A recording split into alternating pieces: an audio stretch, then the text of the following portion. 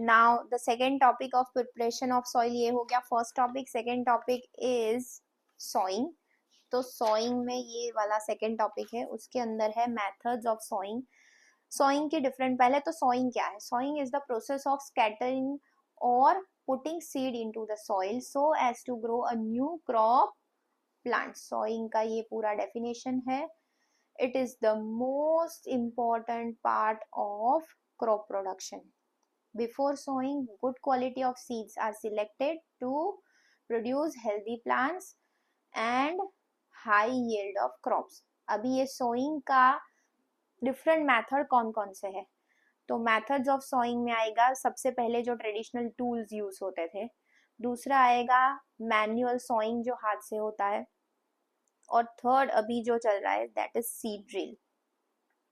सबसे पहले traditional tool में फार्मर्स क्या करते थे, तो अर्लियर इन देयर फील्ड वो लोग सीड्स को सॉ करने के लिए फनल शेप का एक पार्ट आता था. उसमें क्या करते थे, सीड को भर देते थे और the seeds pass down through 2 or 3 pipes having sharp ends.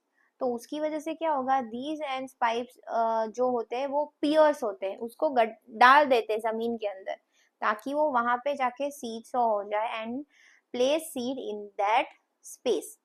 अभी मैनुअल सोइंग में क्या होता था, तो मैनुअल सोइंग में seeds are sown in the soil by hand और मैन्युअली. तो उसमें क्या होता है, सीड्स को ऐसे ही फेंकते हैं जैसे scattered in the entire field unevenly by sprinkling them into the soil by hand. ठीक है. This process is also called a broadcasting. ठीक है.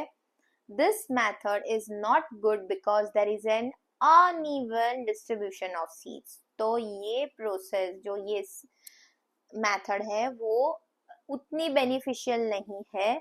एंड क्या होता है, उसमें सीड्स प्रॉपरली अंदर जाते ही नहीं है, तो birds can pick up them, soil की सरफेस के ऊपर से ही उसको ले सकते हैं. ठीक है. अभी जो नया आया है वो है सीड ड्रिल.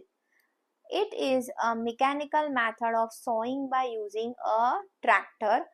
उसमें क्या होता है, seed drill is a long iron tube having funnel at the top. इसके ऊपर यहाँ पे फनल शेप होगा और उसके ऊपर this is tied with the plough and seeds are put into the funnel of seed drill. These seeds are gradually released and sown into the soil furrows made by plow.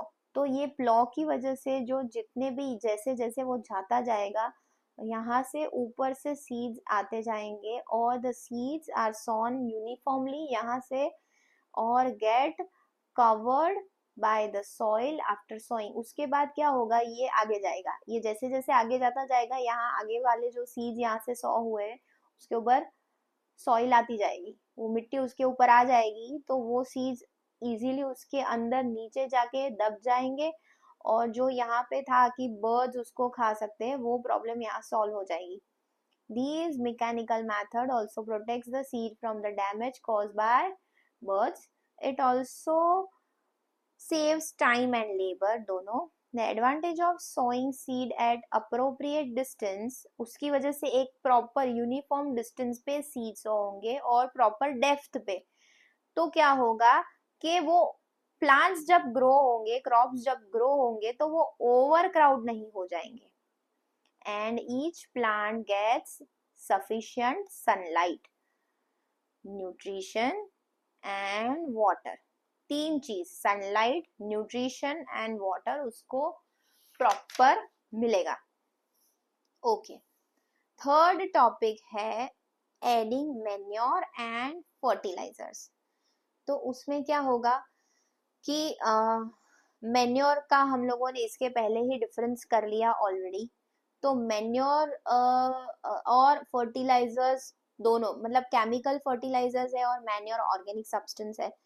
Manure को animals और plants waste जो उसको पिट बना के dump करके उसके अंदर decompose होने के लिए छोड़ देना होता है। बिकॉज ऑफ माइक्रो ऑर्गेनिजम्स वो जब डीकम्पोज हो जाएंगे then this decompose matter is used as a organic manure. और जो फर्टिलाइजर्स है वो ऑब्वियसली फैक्ट्रीज में बनते हैं, तो उसमें बहुत सारे फर्टिलाइजर्स आते हैं कि जो उसके अकॉर्डिंग उसमें कौन सा न्यूट्रिशन है उसको यूज कर सकते हैं। यहाँ पे वो वाले नाम नहीं दिए हैं कहीं पे, लेकिन हम लोगों ने पढ़ा था एनपीके और एक और पढ़ा था पोटाश एलम या ऐसा कुछ पढ़ा था, ठीक है।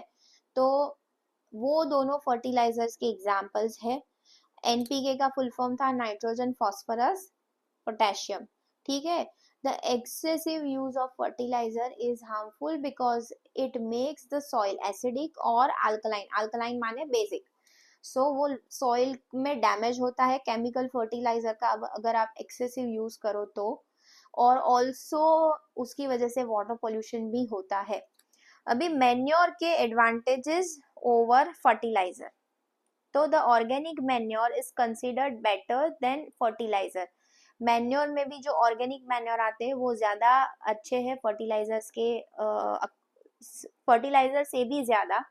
This is because it enhance the water holding capacity of the soil, first हो गया।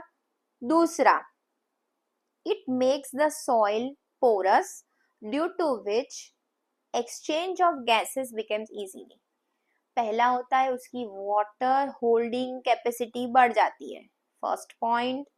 सेकेंड, वो सॉइल को पोरस बनाता है ताकि गैसेस का जो एक्सचेंज है वो इजी हो पाए। अभी गैसेस का एक्सचेंज वगैरह हम पूरा चैप्टर 2 माइक्रो ऑर्गेनिजम्स में नाइट्रोजन साइकिल में समझ चुके हैं, ठीक है। Third point is it increase the number of friendly microbes. अगर जगह अंदर प्रॉपर उसको मिली तो ये डीकम्पोज्ड मैटर है, तो डीकम्पोज्ड मैटर में क्या होगा, जो फ्रेंडली माइक्रोब्स है, जो जरूरी माइक्रो ऑर्गेनिजम्स है, उसका ग्रोथ बढ़ेगा। It improves the texture of the soil, इसकी वजह से सॉइल का टेक्सचर भी इम्प्रूव होगा। और आपको ये सोचना नहीं पड़ेगा कि सॉइल ज्यादा एसिडिक या बेसिक तो नहीं हो गई, ठीक है, ओके। अभी ये यहाँ पे बात हुई है एक्सचेंज ऑफ गैसेस की, तो एक्सचेंज ऑफ गैसेस की वजह से ये टॉपिक हम सेकेंड चैप्टर में पढ़े कि नाइट्रोजन फिक्सेशन होना चाहिए सॉइल में। प्लांट्स को प्रोटीन कहाँ से मिलता है, प्लांट्स को प्रोटीन मिलता है नाइट्रोजन कंपाउंड्स में से, और नाइट्रोजन कहाँ है, वो सॉइल में तो है नहीं, या तो फिर उसके लिए हमें फर्टिलाइजर या मैन्योर ऐड करना पड़ेगा, या तो वो एक नेचुरल प्रोसेस है जिसे हम कहते हैं नाइट्रोजन साइकिल, ठीक है।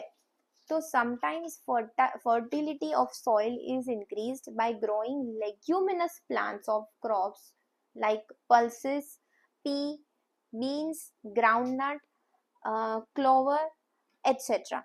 These plants possesses nitrogen fixing bacteria, उसे कहते हैं राइजोबियम। जो नाइट्रोजन फिक्सिंग बैक्टीरिया होते हैं वो जो लेग्यूमिनस प्लांट्स होते हैं उसके रूट्स में नोड्यूल्स होते हैं, उसके अंदर ये मौजूद होते हैं। वो क्या करते हैं, डायरेक्टली एटमॉस्फेरिक नाइट्रोजन को नाइट्रोजिनियस कंपाउंड में कन्वर्ट करके सॉइल में फिक्स करते हैं।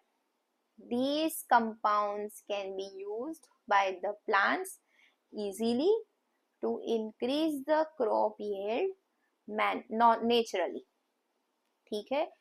तो नाइट्रोजन फिक्सेशन का इम्पोर्टेंस आपको पता चल गया। क्या होता है, प्लांट्स इजीली उसका जो ग्रोथ होता है वो इंक्रीज होता है, और उसकी वजह से क्रॉप यील्ड नेचुरली बढ़ता है। नाइट्रोजन फिक्सेशन के दो बेनिफिट्स, क्लियर स्टूडेंट्स, ओके।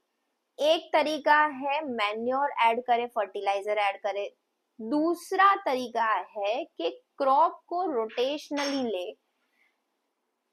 उसमें क्या होगा, लेग्यूमिनस और नॉन लेग्यूमिनस, जो हम नाइट्रोजन फिक्सेशन पढ़ गए, वो नेचुरल प्रोसेस है नाइट्रोजन को सॉइल में फिक्स करने की।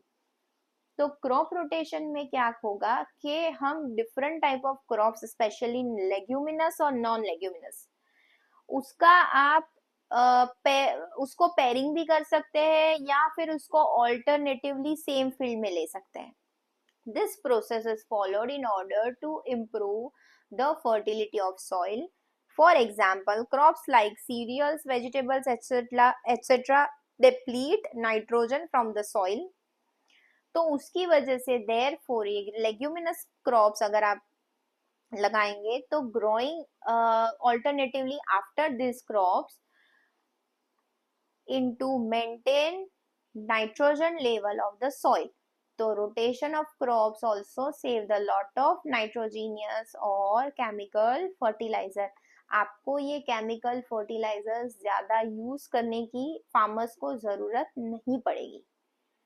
और क्रॉप रोटेशन में या तो आप एक के बाद एक, जैसे इसमें बताया, ऑल्टरनेटिवली ये सेम फील्ड में हो सकता है या फिर मिक्स्ड क्रॉपिंग हो सकता है, जिसमें क्या होगा कि increasing soil fertility bye growing 2 और मोर क्रॉप्स टुगेदर। जैसे क्रॉप्स आर चूजन, ऐसे चूज करें कि न्यूट्रिएंट भी उसको मिले जो एक क्रॉप को चाहिए और दूसरे क्रॉप की वजह से हमें यील्ड भी मिले। तो क्या होगा, लेग्यूमिनस क्रॉप्स एंड सीरियल्स दोनों का कॉम्बिनेशन ले सकते हैं। This is the natural method of increasing soil fertility. Clear?